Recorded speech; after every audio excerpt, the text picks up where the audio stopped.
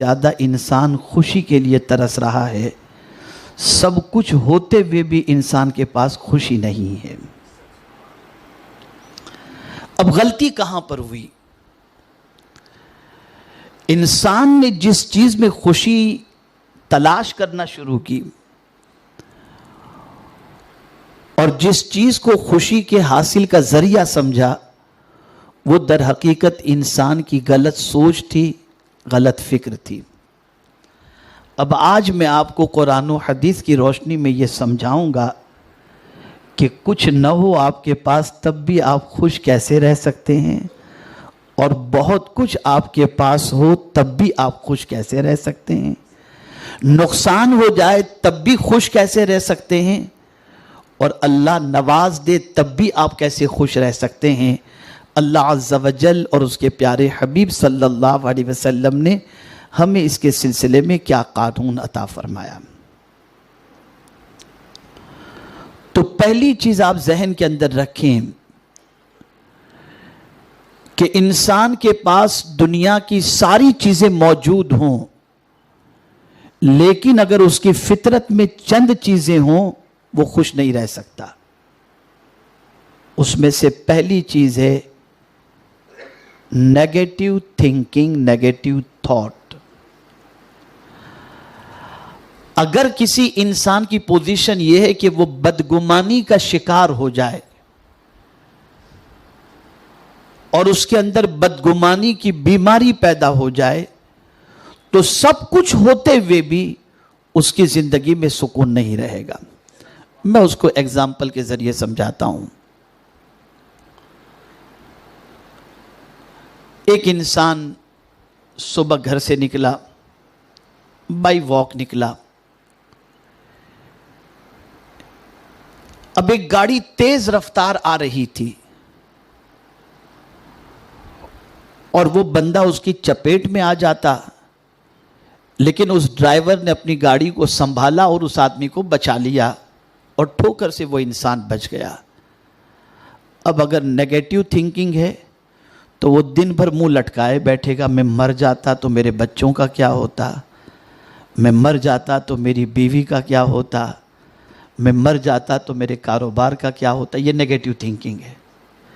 اب یہ تھنکنگ کی وجہ سے پورا دن اس کا چہرہ اترا ہوا رہے گا، اس کے چہرے پر خوشی نہیں رہے گی۔ لیکن اگر پازیٹیو تھنکنگ ہے اور وہ یہ سوچے اللہ نے مجھے بچا لیا، میری ماں کی دعا کی وجہ سے بچا لیا ہوگا، کوئی نیکی کی وجہ سے بچا لیا، تو جس رب نے آج اتنے بڑے حادثے سے بچا لیا، مجھے امید ہے آگے بھی وہ بچا لے گا، اس کا پورا دن خوشی سے گزرتا ہوا دکھائی دے گا۔ نیگیٹو تھنکنگ انسان کی خوشی کو کھینچ لیتی ہے۔ نیگیٹو تھنکنگ انسان کی زندگی میں خوشی کو آنے نہیں دیتی اور انسان ہمیشہ غمگین نظر آتا ہے، اور یہی انسان جو آج گاڑی کی چپیٹ میں آنے سے بچ گیا، وہ انسان پھر باہر نکلنے کے لیے ڈرتا ہے، کل میں نکلوں گا پھر کوئی شراب پیا ہوا آدمی مجھ پر گاڑی چڑھا دے گا تو کیا ہوگا۔ بس یہ ساری چیزیں شروع ہو جاتی ہیں اور اس کی زندگی کے اندر کڑن شروع ہو جاتی ہے۔ اب آپ دیکھیے پازیٹیو تھنکنگ کا بینیفٹ کیا ہے۔ اگر کسی انسان کی سوچ پازیٹیو ہو جائے، مثبت ہو جائے، تو اس کا فائدہ صرف دنیا ہی میں نظر نہیں آتا، آخرت میں بھی اس کا فائدہ نظر آتا۔ جیسے آپ کی طبیعت اور سوچ کیسے بدل سکتی ہے۔ اگر آپ فیلئر بھی ہیں اور کوئی اگر آپ سے کہے کیسے بیت رہی ہے، تو آپ یہ کہیں بھئی امتحان سے گزر رہا ہوں، دعا کرو اللہ مجھے کامیابی عطا فرما دے۔ یہ ہے پازیٹیو تھنکنگ۔ اس سے نہ رب ناراض ہوگا، نہ آپ کی طبیعت کے اندر وہ رہے گا، بلکہ اس پازیٹیو تھنکنگ اور سینٹنس کی وجہ سے اللہ عز و جل کی خوشی بھی حاصل ہوگی، اور پروردگار جل جلالہ اس پازیٹیو سوچ کی بنیاد پر آپ کو خوشی سے مالا مال کر دے گا۔ آئیے دوسری چیز کی طرف چلیں، لیٹ گو کرنے کی عادت، معاف کرنے کی۔ جس کسی کے اندر معاف کرنے کی عادت ہوتی ہے وہ ٹینشن میں کم رہتا ہے، وہ خوش زیادہ رہتا ہے۔ آپ کو اگر کسی سے بدلہ لینا ہے تو رات کو نیند نہیں آئے گی، پلاننگ بنائیں گے نا آپ، کیسے اس کو گرانا ہے۔ آج کل تو راتوں رات کیا کیا ہو جاتا ہے آپ لوگوں کو سب معلوم ہے۔ تو یہ سارے پلان کب چلتے ہیں؟ جب انسان جو ہے معاف کرنے کی بجائے ریونج کا جذبہ رکھتا ہے، انتقام کا۔ لیکن اگر کسی نے معاف کرنے، چھوڑو یار میں نے معاف کر دیا، تو اس کو چین کی نیند آتی ہے، اسے سکون کی نیند آتی ہے۔ کبھی انسان یہ سوچتا ہے یار میں معاف کروں گا تو پتہ نہیں یہ میری معافی کو میری بزدلی نہ سمجھے، شیطان وسوسے پیدا کرتا ہے، یہ بزدلی نہ سمجھے کہ یار اس میں طاقت نہیں ہے، اس کے لیے دیکھو لیٹ گو کر دیا، تو نہیں۔ کبھی انسان یہ سوچتا ہے کہ میں معاف کروں گا تو معاف کرنے سے میری عزت کم ہو جائے گی، تو قربان جائیے میرے آقا صلی اللہ تعالی علیہ وسلم جو سب سے بڑے ماہر نفسیات تھے، رسول اعظم صلی اللہ علیہ وسلم ارشاد فرماتے ہیں صدقہ دینے سے مال کم نہیں ہوتا اور معاف کرنے سے عزت کم نہیں ہوتی۔ معاف کرنے والے کی عزت ہمیشہ بڑھتی چلی جاتی ہے۔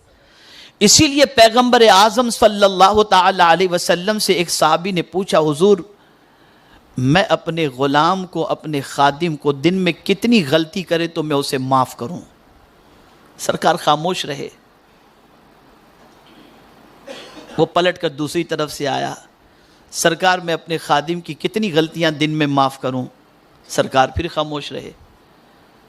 تیسری مرتبہ جب اس نے کویشچن کیا کہ میں اپنے خادم کی کتنی غلطیوں کو دن میں معاف کروں، تو میرے آقا صلی اللہ علیہ وسلم نے فرمایا 70 غلطیاں اگر تمہارا خادم دن میں کرے تو تم اس کی 70 غلطیوں کو معاف کر دو۔ اب ایک چھوٹی سی بات، آپ نے دیکھا ہوگا بہت سارے ایسے ایمپلائی ہوتے ہیں جو پہلے ایمپلائی ہوتے ہیں اور ہم سے کام سیکھ کر ہمارے پاس کام کر کے کبھی ان کو ہم نے کوئی سخت جملہ کہہ دیا تو وہی سخت جملہ ہمیں اس کا دشمن بنا دیتا ہے، اور پھر وہ ہمارے یہاں سے کام چھوڑ کر ہماری ہی آئٹم کی دکان، ہماری ہی دکان کے سامنے کھول کر کے بیٹھ جاتا ہے، اور پھر اس کے بعد ہم سر پکڑ کر کے بیٹھتے ہیں اور کہتے ہیں یار اس وقت میں غصہ نہیں کیا ہوتا تو آج میرا دشمن بن کر سامنے تو نہیں کھڑا ہوتا۔ رسول اعظم یہ جانتے تھے اور چاہتے تھے کہ امتی کو خوشی ملے، اس لیے سرکار نے فرمایا تمہارا خادم دن میں 70 ٹائمز مسٹیک کرے تو یہ معاف کر دینا تمہارے لیے ایزی ہوگا، اس لیے کہ معاف کرو گے تو وہ تمہارا دشمن نہیں بنے گا، معاف کرنے پر تمہارا وہ احترام کرے گا اور عزت تمہاری کرتا بنے گا۔ اور خود پریکٹیکل لائف میں حضور صلی اللہ علیہ وسلم نے ایسا ہی کیا۔ حضرت انس رضی اللہ تعالیٰ عنہ آقا کریم صلی اللہ علیہ وسلم کے خادم تھے، 10 سال حضور صلی اللہ علیہ وسلم کی خدمت میں گزارے۔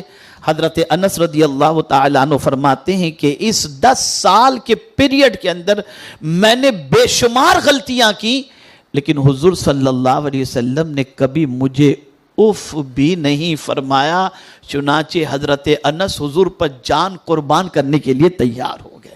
فرمائیں میرے پیارے آقا صلی اللہ تعالی علیہ وسلم کے پیارے دیوانوں، تو خوش رہنے کے لیے یہ 2 چیزیں ہوئی۔ اب تیسری چیز سماعت فرمائیں، جذبہ ایثار، سیکریفائس۔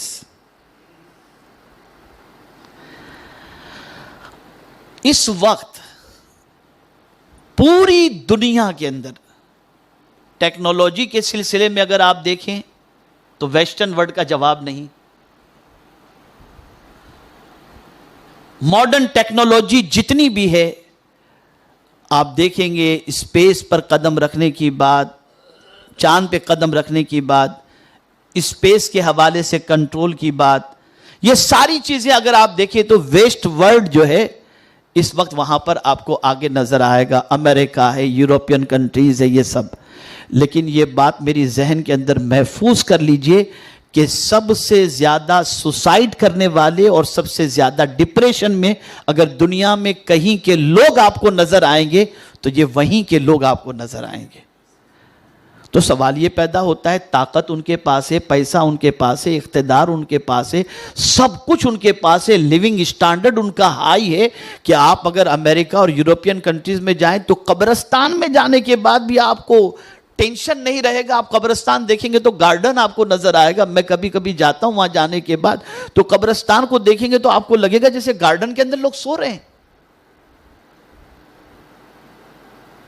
لیکن سب سے زیادہ ڈپریشن کے شکار وہاں پر لوگ آپ کو نظر آئیں گے. سب سے زیادہ اپسیٹ لوگ وہاں پر آپ کو نظر آئیں گے. سب سے زیادہ پریشانی میں لوگ آپ کو وہاں نظر آئیں گے. یہ بہت اچھی طرح سے یاد رکھیے گا. بہت ساری چیزیں ہم نے ویسٹ ورلڈ کی اپنائی ہیں اور یہ چیز بھی ہم اپنا رہے ہیں ان کی, جس کی وجہ سے ہم آج پریشان ہیں. وہ کیا چیز ہے؟ سیکریفائس کی بجائے سیلفش بن جانا, خود غرضی, اپنی ہی فکر, اپنا ہی فائدہ.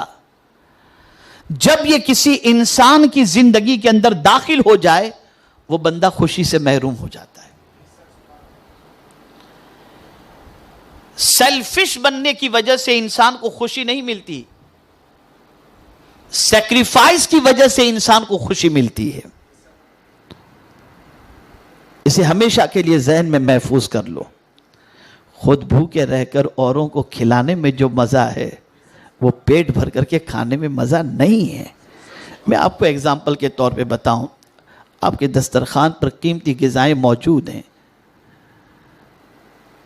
آپ کے دسترخوان پر انواع و اقسام کی چیزیں موجود ہیں اور یہ سب چیزیں آپ کے دسترخوان پر ہیں اور بھوک بھی آپ کو شدید لگی ہے. ایسی بھوک لگی ہے کہ آپ کو بھوک کی وجہ سے یہ ساری چیزیں کھانے کا جذبہ ہو رہا ہے کہ میں جلدی سے اسے کھا لوں. لیکن اتنے میں دروازے پر کوئی دستک دیتا ہے اور کہتا ہے میں بھوکا ہوں, اللہ کے نام پہ مجھے کچھ دو.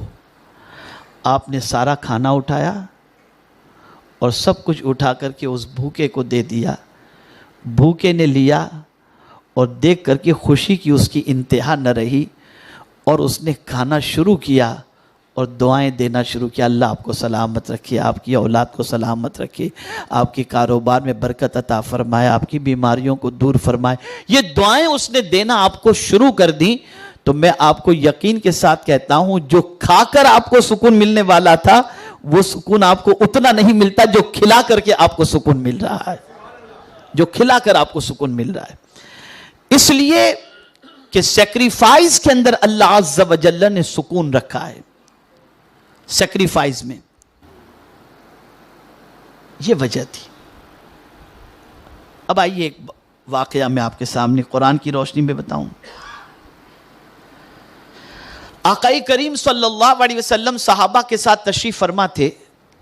ایک مہمان آئے تو رسول اعظم صلی اللہ علیہ وسلم نے, صحابہ موجود تھے ان کے درمیان, فرمایا کہ یہ میرا مہمان ہے, کون ہے جو آج میرے مہمان کو اپنا مہمان بنا لے. تو ایک غریب صحابی کھڑے ہو گئے اور وہ غریب صحابی کھڑے ہو کر عرض کرتے ہیں یا رسول اللہ صلی اللہ تعالی علیہ وسلم, آج آپ کے مہمان کو میں اپنا مہمان بناتا ہوں. سرکار نے اپنا مہمان ان کے حوالے کر دیا. وہ حضور صلی اللہ علیہ وسلم کے مہمان کو لے کر اپنے گھر کی طرف جا رہے تھے اور راستے میں سوچ رہے تھے پتہ نہیں گھر میں کھانا ہوگا بھی کہ نہیں. اتنے غریب تھے, وہ اتنے غریب صحابی تھے کہ ان کو خود ڈاؤٹ تھا کہ میرے گھر میں آج چولہا جلا ہوگا کہ نہیں جلا ہوگا, لیکن بس یقین تھا چلو لے جاتا ہوں, جو بھی ہوگا حضور کے مہمان کو پیش کر دوں گا. اس نیت سے چلے. گھر کے دروازے پر دستک دی. بیوی نے پوچھا کون, اپنا نام انہوں نے بتایا اور ساتھ میں ایک مہمان کو لے کر کے آئے یہ انہوں نے بتایا. دروازہ کھولا گیا, مہمان اور وہ صحابی گھر میں داخل ہوئے. مہمان خانے میں سرکار کے مہمان کو انہوں نے بٹھایا اور خود جو ہے اپنی بیوی کے پاس پہنچے اور بیوی سے کہا کہ آج ایسا معاملہ ہوا کہ محفل میں ہم بیٹھے ہوئے تھے اور بھی کئی صحابہ تھے. حضور صلی اللہ علیہ وسلم نے فرمایا آج کون میرے مہمان کو اپنا مہمان بناتا ہے, تو میں نے یہ ذمہ داری اور یہ سعادت میں نے قبول کر لی. اب میں حضور کے مہمان کو لے کر کے آیا ہوں, ذرا یہ تو بتاؤ گھر میں کچھ کھانے کو ہے کہ نہیں. بیوی مسکرائی, بولی کہ دیکھیے ایسا ہے کہ اپنے 2 بچے ہیں اور کھانا اتنا ہے کہ میں نے ان 2 بچوں کے لیے بنایا ہے اور 2 بچوں کو ہو سکے اتنا ہی کھانا ہے. آپ کے ہمارے لیے تو کچھ کھانا گھر میں ہے ہی نہیں کہ بنا سکیں. تو بولے اب حضور کے مہمان کا کیا کریں. کہا گھبرانے کی بات نہیں ہے, بچوں کو بہلا کر سلا دیں گے اور حضور کے مہمان کو کھانا کھلا دیں گے. حضور کے مہمان کو کھانا کھلائیں گے. اب وہ صحابی کہتے ہیں اپنی بیوی سے کہ یہاں کا دستور یہ ہے کہ مہمان تنہا کھانا نہیں کھاتا, میزبان کے ساتھ بیٹھ کر کے کھانا کھاتا ہے. اگر میں بھی کھانے میں شریک ہو گیا تو سرکار کے مہمان تو بھوکے رہ جائیں گے. کہا اس کا بھی علاج میرے پاس ہے. کہا کیا علاج ہے؟ کہا علاج یہ ہے کہ کھانا جب دسترخوان پر رکھا جائے تو میں دیے کو تیز کرنے کے لیے آ جاؤں گی, لیکن یہ تیز کرنے کی بجائے دیے کو بجھا دوں گی, اندھیرا ہو جائے گا, آپ خالی منہ ہلاتے رہنا, حضور کا مہمان پیٹ بھر کر کے کھانا کھا لے گا. اب آپ اندازہ لگائیں, اس طریقے سے انہوں نے سرکار کے مہمان کو کھانا کھلایا. صبح ہوئی, رسول اعظم صلی اللہ علیہ وسلم کی بارگاہ میں وہ صحابی پہنچے تو اللہ کو اس صحابی کی قربانی اتنی پسند آئی کہ پروردگار نے وحی الہی لے کر کے حضرت جبریل امین کو بھیج دیا اور آیت کریمہ نازل ہوئی وَيُؤْثِرُونَ عَلَىٰ أَنفُسِهِمْ وَلَوْ كَانَ بِهِمْ خَصَاصَةٌ. اللہ اکبر. اپنی ضرورت کے باوجود بھی جن لوگوں نے اپنی ذات پر دوسرے کے لیے قربانی پیش کی, قرآن کہتا ہے کہ وہ شخص کامیاب ہے. وَمَن يُوقَ شُحَّ نَفْسِهِ فَأُولَٰئِكَ هُمُ الْمُفْلِحُونَ. ان کی شان میں آیت نازل ہوئی. تو صحابہ کامیاب اس لیے تھے اور خوش تھے کہ وہ سیلفش نہیں تھے, سیکریفائس تھے. اور آج پوری دنیا میں مسلمانوں میں وہی امریکی بیماری داخل ہو گئی کہ آدمی خود غرض ہو چکا, اتنا ہو چکا کہ بہنوں کے حق سے لے کر بیٹیوں کا حق, بھائیوں کے حق سے لے کر دنیا کے انسانوں کا حق مارتا نظر آتا ہے. اور یہی اس کی خود غرضی آج انسانوں کو تباہ کر رہی ہے اور خوشیوں سے انسان کو محروم کر رہی ہے. تو یہ بات یاد رکھیں, خوشی حاصل کرنی ہے تو سیکریفائس کا جذبہ رکھو, جذبہ ایثار. یہ تیسری چیز ہے. خوش رہنے کا تیسرا طریقہ, خود غرض بننے کی بجائے, سیلفش بننے کی بجائے سیکریفائس, آپ جو ہے وہ جذبہ اپنے اندر پیدا کرو قربانی کا. اللہ عز و جل خوشیاں عطا فرمائے گا. اب چوتھی چیز, فزیکل کانٹیکس. انسانوں سے ملنا جلنا رکھو, انسانوں سے ملنا جلنا, موبائل کے ذریعے نہیں, فزیکل جسمانی طور پر. اس سے بھی انسان کو خوشی ملتی ہے. اب آپ کسی انسان سے 4 سال تک نہ ملیں اور اس کے بعد اس کی دکان پہ جائیں, کیا بھائی مجھے آپ بھول گئے ہو کیا کوئی غلطی ہو گئی مجھ سے؟ ارے بھائی میں آپ کو ایک چیز بتاؤں, پہلے تو ایسا تھا کہ کسی بہانے انسان ملنے کے لیے چلا جاتا تھا. شادی ہے گھر کے اندر تو دعوت نامہ لے کر اس کے پاس پہنچ گیا کہ بھائی ہماری بچی کی شادی میں آنا ہے, بھائی کی شادی میں آنا ہے, بیٹے کی. اب تو یہ سسٹم بھی ختم ہو گیا, شادی کارڈ بھی موبائل پر آدمی بھیج دیتا ہے. فزیکل کانٹیکس جتنے بھی کم ہوں گے انسان خوشی سے اتنا ہی محروم رہے گا. اسے ذہن میں رکھیے گا. فزیکل کانٹیکس بہت ضروری ہیں, انسانوں سے ملنا جلنا رکھنا بہت ضروری ہے. اسی لیے حضور صلی اللہ تعالی علیہ وسلم نے ارشاد فرمایا, اپنے بھائی کو 3 دن سے زیادہ اپنے سے جدا نہ کرو, ان کو تنہا نہ چھوڑو. یعنی ایک دوسرے سے کم جدائی کا پیریڈ 3 دن ہو, اس سے زیادہ نہیں, ملتے جلتے رہا کرو. اور اسی لیے اسلام میں دن میں 5 مرتبہ جماعت کا اہتمام کیا گیا ہے, تاکہ جب تم ایک دوسرے سے ملو گے, نماز کے لیے جاؤ گے, چہرہ اترا ہوا ہوگا تو کوئی پوچھے گا بھائی طبیعت تو ٹھیک ہے, کیا بات ہے تمہارا چہرہ اترا ہوا ہے؟ موبائل پر تھوڑی نظر آئے گا. کیا آپ کس ٹینشن کے اندر ہیں؟ تو کوئی آدمی کسی سے خیریت پوچھ بھی لیتا ہے تو اس کو خیریت پوچھنے کی وجہ سے آنسو نکلنے شروع ہو جاتے ہیں, اور پھر آدمی اپنے دل کا بوجھ اس کے سامنے ہلکا کر دیتا ہے. نتیجتاً وہ بندے کو تھوڑی سی راحت مل جاتی ہے. تو فزیکل کانٹیکس اسے بڑھائیے آپ, اس سے آپ کو خوشی ملے گی. اب میں ایک چھوٹی سی بات آپ کو بتاؤں. ایک آدمی عیادت کے لیے گیا, آپ کو معلوم ہے بیمار کی مزاج پرسش کا فائدہ کیا ہے؟ آقا کریم صلی اللہ تعالی علیہ وسلم نے ارشاد فرمایا کہ جو شخص وضو کر کے گھر سے کسی بیمار کی عیادت کے لیے نکلا، صبح 70,000 فرشتے اس کے لیے مغفرت کی دعا کرتے ہیں، اور وہ بندہ راستے کے اندر اس طرح سے گیا ہے جیسے جنت کے پھل چون رہا ہو۔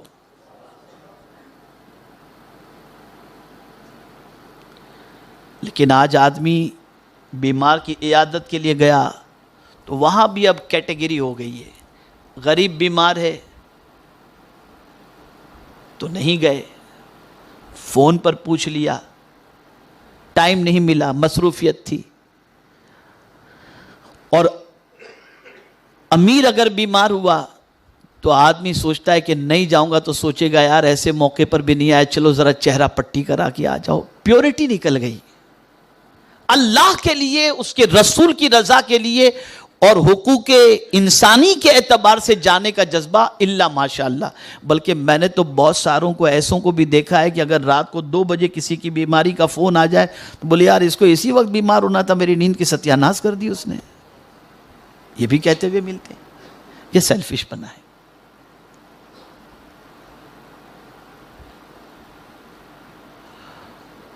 اب اگر کوئی فون پر کہہ دے کسی سے تو گھبرانا نہیں، جو بھی کام ہو مجھے بتا دینا، تو آدمی سوچے گا کیا بتاؤں جب اس کے پاس اتنا ٹائم نہیں ہے کہ آ کر کے میری طبیعت دیکھے، اب یہ فون پہ بات کر رہا ہے۔ لیکن اگر آپ اس کے پاس پہنچے تو فائدہ اس کا نہیں ہے۔ سن لیجئے گا جو بات میں کہنے جا رہا ہوں، فائدہ صرف اس کا نہیں ہے، آپ کا بھی فائدہ ہے۔ آپ کا فائدہ کیا ہے کہ حضور فرماتے ہیں کہ بیمار کی دعا اللہ رد نہیں فرماتا۔ آپ نے اس کی طبیعت پوچھی، آپ نے اس کے تکیے کے نیچے کچھ رقم رکھ دی، غریب تھا، طبیعت پوچھی اور کہا میں نے کچھ رکھ دیا، آپ فکر نہیں کرنا، یہ کام آ جائے گا آپ کو۔ خدا کی قسم آپ جائیں گے، وہ دیکھے گا پہلے اور پھر وہیں سے دعا کرے گا۔ حضور فرماتے بیمار کی دعا پر اللہ کے فرشتے آمین کہتے ہیں۔ اسی لیے سرکار صلی اللہ علیہ وسلم فرماتے ہیں کہ قیامت کے دن بندہ رب اپنے بندوں سے پوچھے گا میرے بندے میں بیمار تھا تو میری طبیعت پوچھنے نہیں آیا؟ رب فرمائے گا میرے بندے میں بھوکا تھا تو کھانا کھلانے نہیں آیا؟ بندہ عرض کرے گا مولا ساری کائنات کو تو ہی کھانا کھلاتا ہے اور ساری کائنات کو تو ہی شفا عطا فرماتا ہے۔ تو میرا رب ارشاد فرمائے گا میرے بندے فلاں بھوکے کو تو کھانا کھلاتا تو اس کے پاس تو مجھے پا لیتا، اور فلاں بیمار کی عیادت کے لیے تو جاتا تو اس بیمار کے پاس تو مجھے پا لیتا۔ تو یہ ساری چیزیں ختم ہو گئیں اور ہم نے physical context day by day ہمارے کم ہو گئے۔ اب یہ بات فزیکل کانٹیکس کا آپ کو بتا دوں تو اسے آپ ذہن میں رکھیں کہ 1000 کام آپ موبائل کے ذریعے انٹرنیٹ کے ذریعے کر لیں، لیکن فزیکل کانٹیکس مرنے کے بعد بھی ختم نہیں ہوتے۔ مر گئے تو آپ کو 4 آدمی ہی کاندھے پر اٹھا کر قبرستان لے کر کے جائیں گے، وہاں وہ فزیکل کانٹیکس ہی کام آئے گا آپ کو، وہی قبرستان آپ کو پہنچائیں گے۔ اور جب تک آپ کی قبر کے پاس وہ انسان کھڑا ہے، میت کو اس کھڑے رہنے والے سے جو ہے راحت پہنچتی ہے، فائدہ پہنچتا ہے۔ تو فزیکل کانٹیکس یہ خوشی کا ایک اہم ذریعہ ہے، اس لیے آپ آپس میں ایک دوسرے سے ملا کریں۔ کبھی بہن کے گھر چلے گئے، کبھی بھائی کے گھر چلے گئے، کبھی دوستوں کے گھر چلے گئے، ملنے کی عادت رکھیں، اور صرف موبائل ہی کے ذریعے رابطے پر پوری زندگی نہ تمام کر دیں کہ 10 سال کے بعد دیکھیں تو یار آج میں تمہاری شکل دیکھو کتنے تم بدل گئے، آدمی کتنے تم بدل گئے۔ حالانکہ روز واٹس ایپ پر لگے رہتے تھے، روز فون پہ لگے رہتے تھے، لیکن معلوم نہیں تھا کہ اتنا بدلا ہوا بندہ ہوگا۔ 10 سال کے بعد یار تمہاری داڑھی کے بال سفید ہو گئے، تم تو پہلے موٹے نہیں تھے ابھی تو موٹے ہو گئے، پہلے کتنے دبلے تھے۔ تو یہ حال تو ہمارا ہو چکا ہے۔ تو فزیکل کانٹیکس بڑھائیے کہ ان چیزوں کو آپ اختیار کریں گے تو انشاءاللہ العظیم آپ کا دن خوشیوں سے انشاءاللہ بھرا ہوا گزرے گا۔ پہلی چیز، ہمیشہ باوضو رہنے کی عادت بنائیے، یہ پہلی چیز ہے۔ آپ باوضو رہیں گے نا تو انشاءاللہ آپ کو بہت خوشی محسوس ہوگی، اپنے آپ کو لائٹ فیل کریں گے۔ تو ہمیشہ باوضو رہنے کی کوشش کریں۔ فجر کی نماز تو پڑھنی ہے انشاءاللہ، لیکن فجر کی نماز کے بعد صبح یاسین شریف کی تلاوت کی عادت بنائیں. پورا دن انشاءاللہ خوشی میں آپ کا گزرے گا. یاسین شریف صبح پڑھ کر نکلیں گے انشاءاللہ پورا دن خوشی سے گزرے گا. تیسری چیز، صدقہ دے کر کے نکلا کرو، چاہے 1 روپیہ ہی کیوں نہ ہو، لیکن روزانہ صدقہ نکالو. آپ صدقے کی وجہ سے بلائیں ٹلتی ہیں، اور بلائیں ٹلیں گی تو خوشی نصیب ہو جائے گی انشاءاللہ. تو صدقہ ضرور نکالا کرو. ایک خاص بات، انسان جو ہے نا ٹینشن میں ایک وجہ سے ہوتا ہے، اس کے پاس اگر سمجھ لیجئے کہ چھوٹی گاڑی ہے اور کسی کے پاس مرسیڈیز ہے، BMW ہے اور اس قسم کی بڑی بڑی کاریں ہیں، تو آدمی جب دیکھتا ہے اس کا گھر سمجھ لیجئے کہ 700 اسکوائر فٹ کا ہے، کسی کا 1500 اسکوائر فٹ کا ہے، تو وہ دیکھتا ہے تو آدمی تھوڑا سا اپسیٹ ہو جاتا ہے، میرے پاس یہ نہیں ہے. تو اس کی وجہ بھی یہ کہ سائیکولوجیکل انسان کو جسے دیکھنے کا رسول اعظم نے حکم دیا، اسے نہ دیکھنے کی وجہ سے، اور جس کو نہیں دیکھنے کا حکم دیا اسے دیکھنے کی وجہ سے انسان اپسیٹ ہوتا ہے. تو حضور کا یہ فرمان ہمیشہ کے لیے ذہن میں رکھو. قسم سے میں آپ کو کہتا ہوں واللہ آپ کی زندگی میں خوشی خوشی نظر آئے گی. اس سرکار کے جملے کو آپ ذہن میں رکھیں. آقا کریم صلی اللہ علیہ وسلم فرماتے ہیں دنیاوی معاملے میں، یعنی پیسے کے اعتبار سے اور کسی اعتبار سے، دنیاوی معاملے میں سرکار فرماتے ہیں اپنے سے نیچے والے کو دیکھو، اور دینی معاملے میں اپنے سے اونچے والے کو دیکھو. اس لیے کہ دنیاوی معاملے کے اندر جب تم اپنے سے نیچے والے کو دیکھو گے تو تمہیں یہ محسوس ہوگا کہ تمہارے پاس تو خود کا ہے، یہ تو بیچارہ کرائے کے مکان میں رہ رہا ہے. تو کبھی تمہاری زبان پر شکایت نہیں ہوگی، شکر کا جذبہ پیدا ہوگا. یہ حدیث شریف ہمیشہ کے لیے ذہن میں رکھو. دنیاوی معاملے کے اندر اپنے سے بہتر کو مت دیکھو، اپنے سے کمتر کو دیکھو، لیکن جہاں دینی معاملہ ہو تو اپنے سے بہتر کو دیکھو.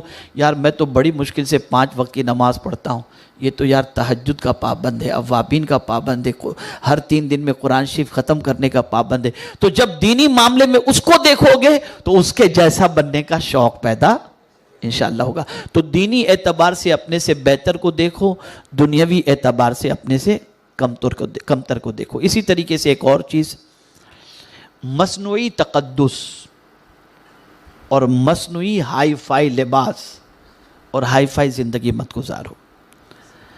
کبھی آدمی کے پاس ہوتا کچھ بھی نہیں ہے، لیکن اسٹیٹس مینٹین کرنے کے لیے آدمی قرض لے کر بینک سے، اس سے اس سے، وہ دنیا کو دکھاتا ہے کہ میرے پاس بہت کچھ ہے. تو یہ دنیا کو دکھانے کے لیے آرٹیفیشل جو کچھ وہ کر رہا ہے، اس سے اندر سے اسے خوشی نہیں ہوگی. یاد رکھیے گا آپ، آرٹیفیشل بناوٹی مالداری کے دکھاوے سے انسان کو اندر سے خوشی نہیں ہوگی. اندر سے خوشی اس وقت ہوگی جس حال میں وہ ہے، اس حال میں وہ رہے گا تو وہ خوش ہوگا. جیسے مثال کے طور پر سمجھ لیجئے کہ ایک آدمی بھائی ماشاءاللہ کسی کی گاڑی میں، جیسے ہم لوگ ہیں، ہم لوگوں تو گاڑیاں لینے آتی ہیں چھوڑنے آتی ہیں. اب کوئی BMW آ گئی، اب ہم سے کوئی کہے کسی بڑے کے یہاں گئے، حضرت کب آپ نے BMW خریدی؟ اب میں بولوں کہ یار اس نے یہ سوچا ہے نا، ہاں میں نے کل خریدی، فائدہ نہیں ہوگا. ہم کہیں بھائی ہمارے پاس تو بائک بھی نہیں ہے، ہم تو الحمدللہ جو آتا ہے لے جاتے ہیں، اس کے ساتھ چلے جاتے ہیں. تو اندر سے ہمیں خوشی ہوگی، اندر سے خوشی. جو تھے ہم نے بتا دیا، جو تھے ہم نے بتا دیا. اب ہم زبردستی دنیا کو دکھانے کے لیے بہت کچھ، اپنی طاقت نہیں ہے، اور ہم کو جیسے شادیوں میں انسان کی پوزیشن ہوتی ہے کہ اتنا خرچ نہیں کر سکتے، لیکن دنیا کو دکھانے کے لیے اس سے قرض انٹرسٹ سے پیسہ لے کر کے، اور یہ کتنی اچھی شادی ہو، اگر بعد میں شادی ختم ہوئی اور دروازے پر مانگنے والے آئے تو ٹینشن شروع ہو گیا. تو کبھی بھی زندگی میں خوش رہنے کے لیے سادگی اختیار کرو، اور جس پوزیشن میں ہو اس پوزیشن کے اندر رہنے کی کوشش کرو. آرٹیفیشل کوئی چیز اپنی زندگی میں لا کر اپنے آپ کو بڑا ظاہر کرنے کی کوشش مت کرو. زندگی میں ہمیشہ پرسکون رہیں گے. شکر کی عادت، جس حال میں اللہ تیرا شکر ہے، شکر کی عادت اپنے اندر. ایک اور چیز، خوش رہنا ہے تو نماز تہجد کی کوشش کریں. یہ روحانی اعتبار سے نماز تہجد کی بڑی برکتیں ہیں، تو خوش رہنے کے لیے نماز تہجد کی، اسی کے ساتھ نماز باجماعت کا اہتمام، اسی کے ساتھ تلاوت قرآن مقدس کی کثرت اور ترجمہ اس کا پڑھنے کی کوشش کریں، اور اسی کے ساتھ نیک لوگوں کی صحبت، یہ سب سے اہم ہے۔ نیک لوگوں کی صحبت میں رہیں گے تو سوچ اچھی بنے گی۔ اب یہاں مجھے یاد آ رہا ہے ایک واقعہ، حضرت عبداللہ ابن عباس رضی اللہ تعالی عنہما سرکار صلی اللہ تعالی علیہ وسلم کی خدمت میں لگے رہتے تھے، مصلی بچھا دینا، وضو کے لیے پانی رکھنا، یہ ان کی عادت تھی۔ اب چونکہ حضور صلی اللہ علیہ وسلم کی صحبت ملی تھی، تو بڑی صحبت ہوتی ہے تو سوچ بڑی بن جاتی ہے۔ تو ہوا یوں کہ ایک دن حضور صلی اللہ علیہ وسلم کی رحمت جوش میں تھی، سرکار نے حضرت عبداللہ ابن عباس کی خدمت سے خوش ہو کر ارشاد فرمایا، عبداللہ مانگو کیا چاہیے؟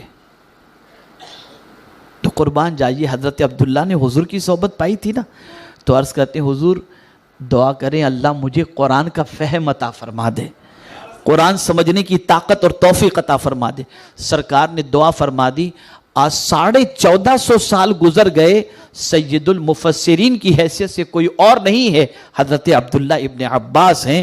اور صحابہ میں قرآن کی آیت کے سلسلے میں جب سرکار صلی اللہ علیہ وسلم کے صحابہ ایک دوسرے کی رائے معلوم کرتے کہ اس آیت کے بارے میں اس کا مفہوم تم کیا سمجھ رہے ہو، تو جب دو صحابہ کی رائے پیش کی جاتی تو سب سے زیادہ پرائیورٹی حضرت عبداللہ ابن عباس کی رائے کو دی جاتی تھی، اس لیے کہ بڑے کی صحبت انسان کو بڑا بنا دیتی ہے اور بڑی سوچ عطا کرتی ہے۔ آج معاف کیجئے گا، مسلمانوں کی سوچ بڑی گھٹیا ہو گئی ہے، بڑی معذرت، اللہ ماشاءاللہ، میں سب کی بات نہیں کر رہا ہوں، سب کی بات نہیں کر رہا ہوں، میں کیا بتاؤں، بیٹھو کسی کے ساتھ تو آپ کو پتا چلے گا کہ اس کی سوچ کا گراف کتنا گھٹیا ہے۔ وجہ کیا ہے؟ ہم ایسوں کی صحبت میں نہیں بیٹھتے جن کی صحبت میں بیٹھنے کے بعد ہماری سوچ بڑی بنے، تو اچھوں کی صحبت اختیار کریں۔ آخری بات، درود شریف اور استغفار کی کثرت، اسے اٹھتے بیٹھتے چلتے پھرتے درود شریف بھی پڑھا کریں، اور اللہ عز و جل کی بارگاہ میں مغفرت کی بھیک بھی مانگا